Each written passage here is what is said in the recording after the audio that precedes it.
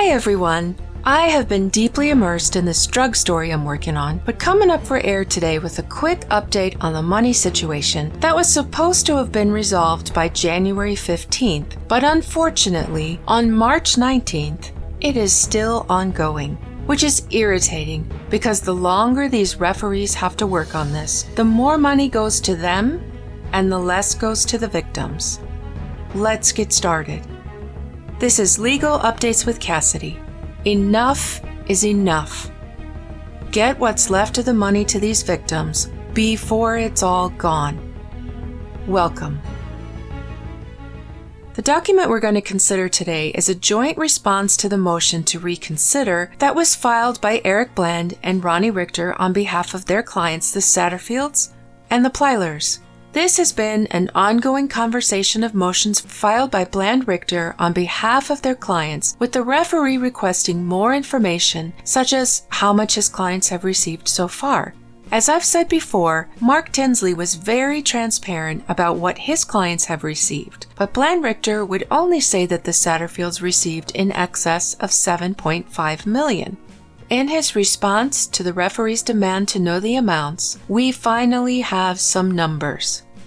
$9,360,055.59 for the Satterfields. $850,000 to the Plyler sisters. Over $9 million. $9 million. So it doesn't surprise me at all that the other claimants have come together to file this response, basically saying, hey, it's fair that the referee did not include these clients in what's left of the money. This document is jointly filed by PMPED, John Parker, Arthur Badger, and Renee Beach. So basically all the other claimants awarded payouts, with Wallace Lightsey representing PMPED, John Parker representing himself, and the rest represented by Mark Tinsley. Here's the thing, we feel bad for the Satterfields, and we feel bad for the Plylers, no question. I've done stories about both of these cases. They fully have my pity. They both lost mothers, and that's irreplaceable. But no amount of money is going to bring their moms back. The things they've endured since the death of their moms are horrific, unthinkable, especially the girls. And I never wanted to say this out loud, but enough is enough. When I watched the victim stories on Fox Nation, my heart bled for them, but not about the stealing, about their losses and the way the girls said they were never loved or cared for by any family once their mom was gone. But here's the thing. The Plyler girls are the only clients who Alex paid back. Yes, he took their money, and it's deplorable, but he stole from other families to pay them back. Families that never got their money. He had no right to that money, it's true, but they got it all back, plus interest, albeit lower than market interest, but with interest, when they turned of age. But these other families didn't. The settlements they finally got so many years later didn't come close to getting back what they were owed plus interest. The lives that they lived, for example, Arthur Badger, the way he had to raise his kids, he can't get that back. The way his kids had to sell their settlements, they can't get that back. The life he could have provided for them, he can't get that chance again. It doesn't compare. Their suffering fully related to what Alex stole from them, while the Plyler suffering came from other reasons. The Satterfields, yes, they lost their mom, but over $9.3 million is so much more than they could have ever dreamt of getting. No one in this whole ugly case has gotten anywhere near that amount. How are their hands still out? In every courtroom they've asked to speak in, they've offered gracious Christian forgiveness. I want you to know that I forgive you. I will pray for you every day, that God get the hold of your heart. And you may not know the gospel, so I'm going to share it with you. The gospel is the death, the burial, and resurrection of Jesus. That's how people are able to forgive people and able to do right and able to pray for those who hurt them and do things to them. So my heart is with you. My prayers are with you, and I just wish the best for you. Their words. Forgiveness means you don't owe me a debt anymore. You can't offer your so-called forgiveness and still keep holding your hand out for more and more money. That's not forgiveness. It's also incredibly selfish when you know that the pot of money is so tiny, yet you're sitting on multi-millions of dollars willfully asking to take money from other pockets to stuff into your already overflowing ones. It steps into greed. And I'm sorry if that offends people, and I've held back from saying this for so long, but it's enough. It's time for them to think of others now. And that's how this document begins on page 1 with these 3 points. 1. The movements are precluded from presenting new evidence. This is true.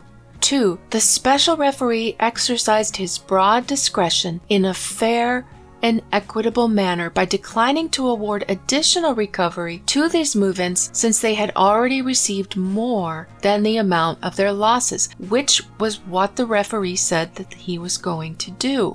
3. Paragraph 5 of the Confession of Judgment includes a set-off, and we'll look into that later, and therefore renders the judgment satisfied. And then they ask that this motion to reconsider be denied. They go on to cite legal precedent for not allowing evidence that could have been included in their original proof of claim, but wasn't, saying that they had this opportunity to submit it and they didn't. Their failure should not be excused. It moves on to part 2, which states that these factors were already considered and that they believe the special referee's decision is fair and equitable. And here's the truth. We covered this back then, but in the order on February the 5th, the special referee listed nearly a dozen factors that showed how he was going to determine how to allocate these limited funds. One of the things mentioned was that some claimants have recovered less than their loss, while others have recovered 100%, and even others have recovered in excess of 200% of their loss.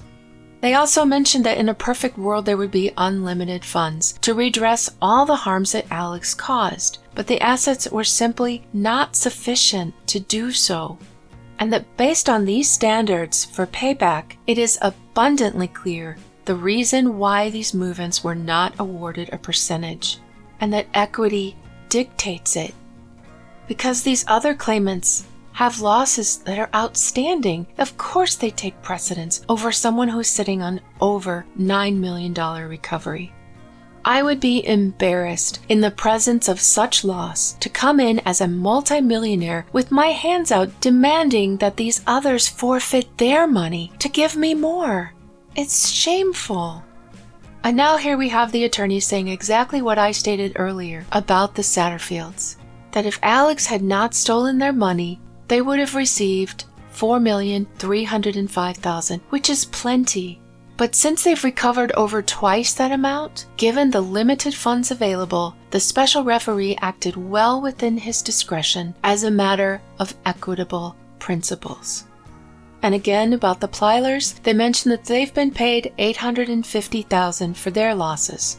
They mention too, just as I said, this money was improperly loaned by the conservator, but it was eventually repaid in full with subprime interest.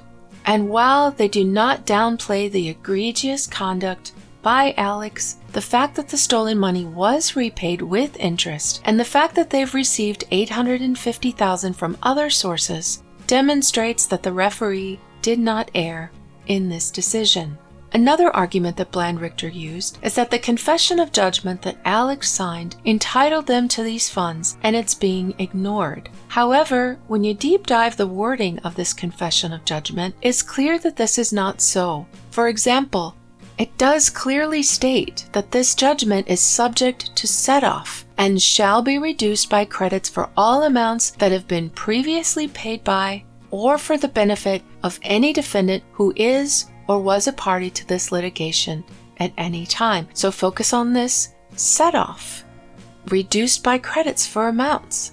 In Part C, It says that any proceeds recovered shall be left to the sole discretion of the receivership court. They allowed for this. They accepted this. It also states the remedies received by judgment creditors from or for the benefit of parties to this litigation other than debtor.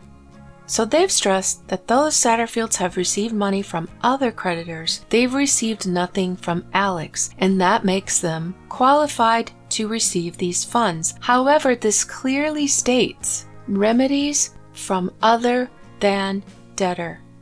So these funds were not considered automatically owed in this confession of judgment, but they contained a lot of qualifying wording, as we've just read. Next, it moves on to the reasoning behind the decision, such as the Beach family suffered the loss of a daughter, and there's no amount to fully compensate for that loss. The Badger family has long-lasting consequences. These have not been fully addressed. Parker has never recovered a dime from money owed to him by Alex. And finally, PMPED has undergone independent forensic audits, incurring over 5,000 hours in staff and attorney time, and spent over $7 million directly out of pocket in its efforts to correct the illegal acts of Alex. A big part of that money was the payout to the Satterfields. The document concludes here, stating that PMPED, John Parker, Arthur Badger, and Renee Beach jointly file this response in support of the special referee's February 5, 2024 order. Because the special referee acted within his discretion in allocating the limited funds in the receivership estate according to equitable principles, move-in's motion to reconsider should be denied. Hear, hear. And bear in mind, each filing, each motion deducts more in legal fees. Let this be the last. In the name of all that is decent, please.